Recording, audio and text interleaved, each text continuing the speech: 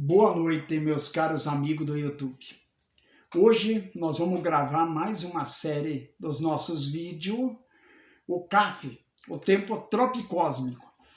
Porque ainda a gente vai falar desta área do tempo semítico, aquele tempo quando Noa sai da arca e faz aliança com Deus.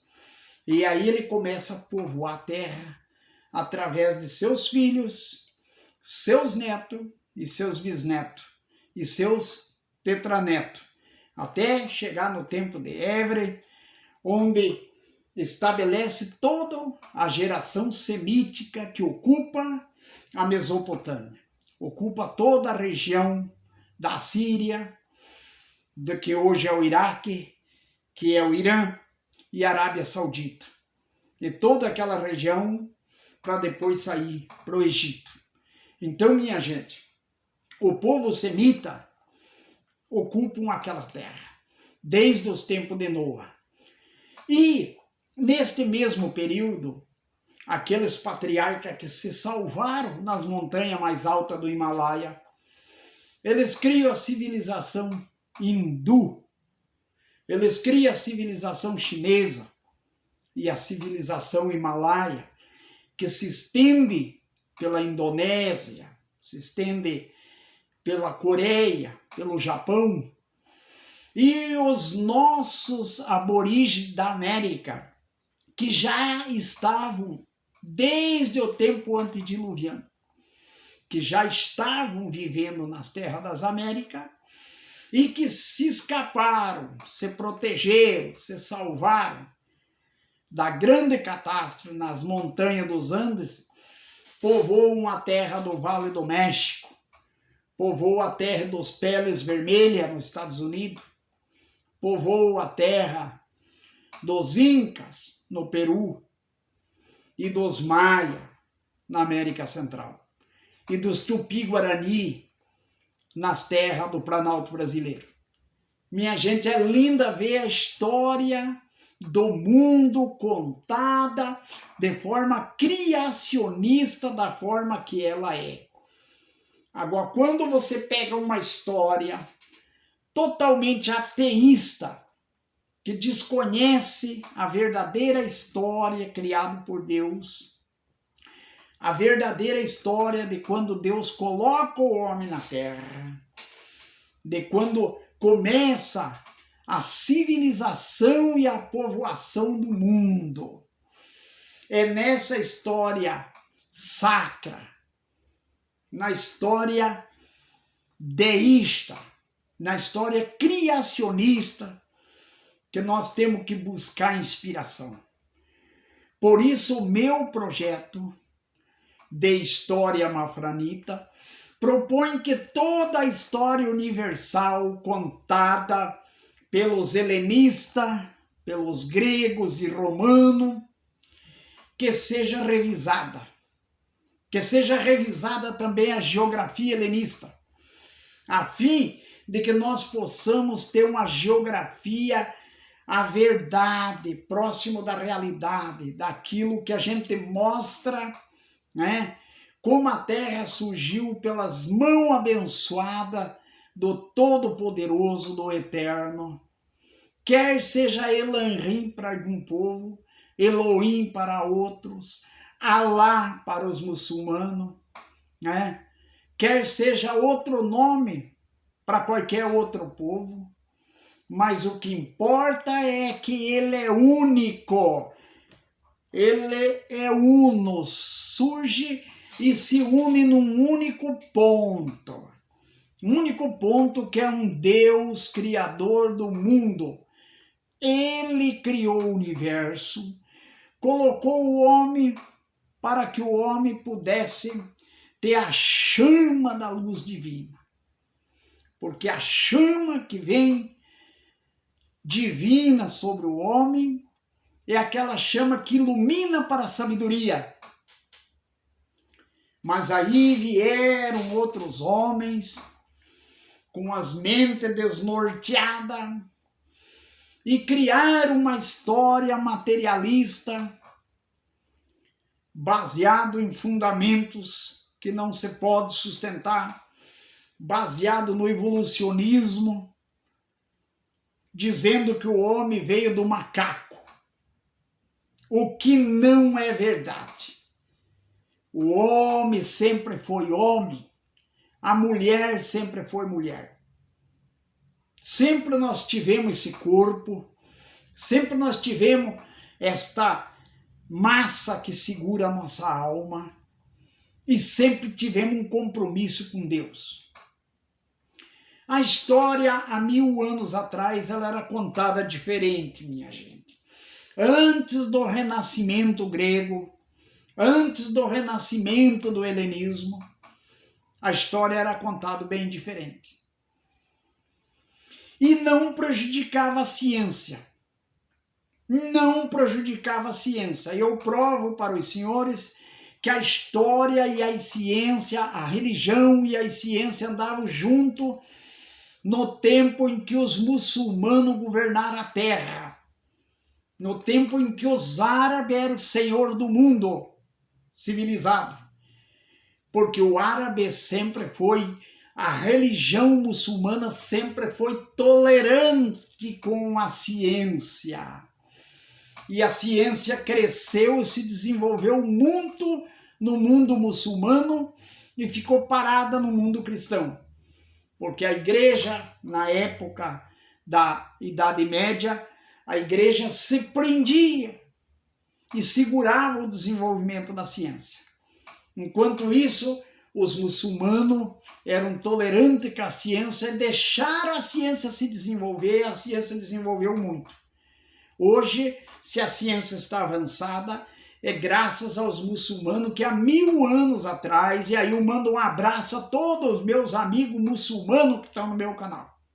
Todos vocês que têm fé em Deus, vocês que adoram o Deus de vocês, que é o Deus nosso também. Porque o Deus é único. Não existe o Deus de fulano, Deus de Beltrano. Existe o Deus da humanidade, aquele que criou a humanidade. Então, minha gente, eu sei que vocês estão gostando muito, vocês mandam abraço, vocês mandam mensagem para mim, me elogiando o meu trabalho. Porque vocês estão vendo que esse trabalho, eu preciso levar essa mensagem para 7 bilhões de homens e mulheres da Terra. Não é para poucos, não.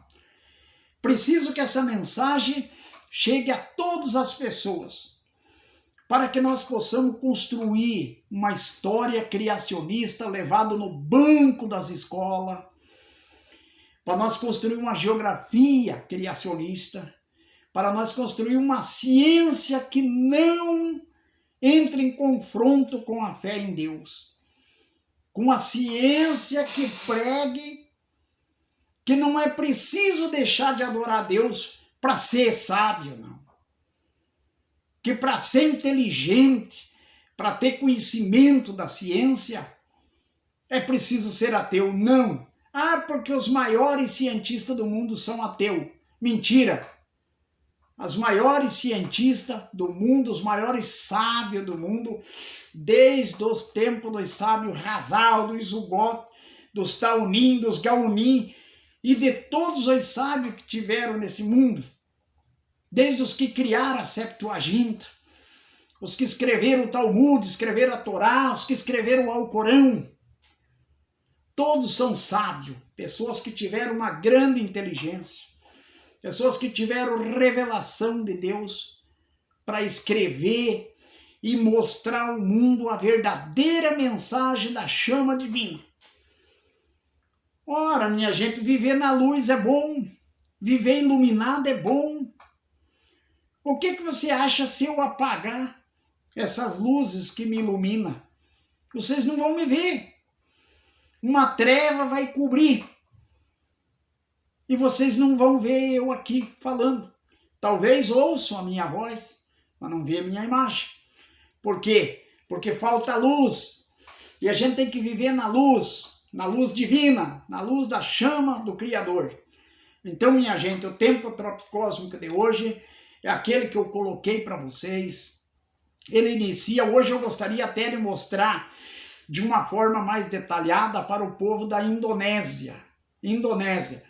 Porque a Indonésia ela está situada no Equador terrestre. Estão vendo que a Indonésia está situada bem no centro do Equador. Então, esse tempo tropicósmico que eu coloquei aqui, porque a minha região do Brasil aqui é a região sul. Eu moro no sul do Brasil. Então, a minha região, eu estou inclinada a 24 graus de latitude do Equador. Então, quando é verão para mim, o sol está a pino, ele está em cima do trópico de Capricórnio. Para muitos, está em cima do trópico de Câncer. O meu, trópico de Capricórnio. Mas para o pessoal da Indonésia, está em cima do Equador. Para o pessoal da África também em cima do Equador. Alguma parte da Índia em cima do Equador.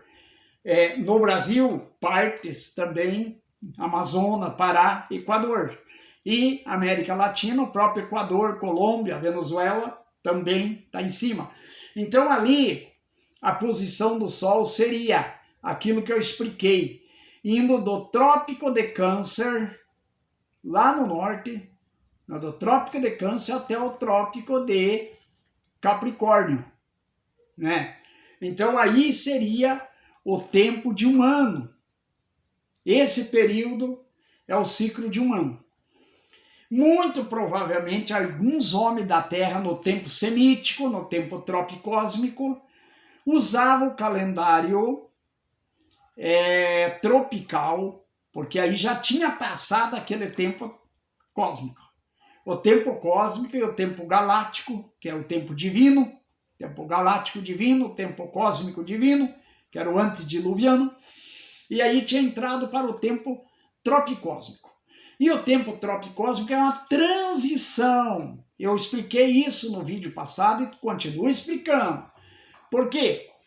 Porque Noa, o homem que viveu antes do dilúvio, nasceu antes do dilúvio, viveu 63% de sua vida no período antediluviano.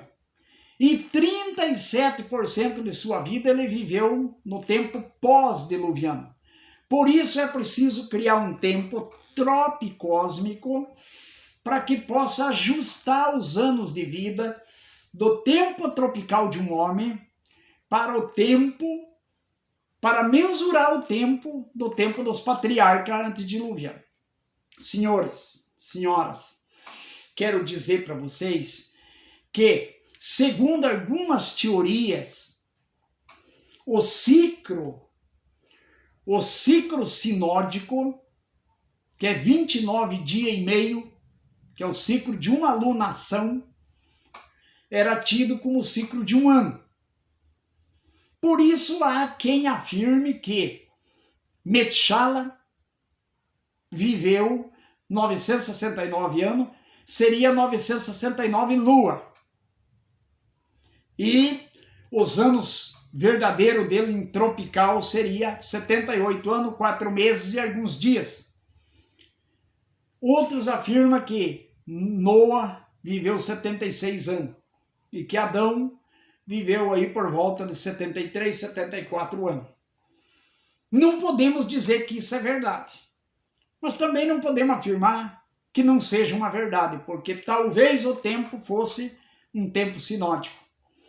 Depois vem aquele tempo em que os patriarcas passaram a viver 210, que registra lá nas escrituras sagradas, no Sefer Bereshit, afirma que Abraão, Naor, Tera, pai de Abraão, Ever, viveram 210, 230, 220 anos. Tá. Abraão viveu 175 anos.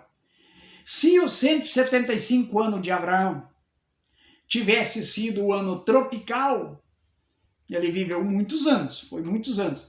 Se o ano dele tivesse sido contado pela metade, somente quando o sol sai a pino e se inclina, e eles não contaram a volta para fechar o ano de 365 dias e um quarto, Aí então seria ano de 182 dias. Perfeitamente compreensível que Abraão teria vivido 87 anos, então, neste contexto. Mas eu costumo dizer, minha gente, o tempo de Deus, o tempo divino é imensurável. O tempo divino, não há como você mensurar o tempo divino em tempo do homem. Porque Deus, o tempo de Deus é totalmente diferente.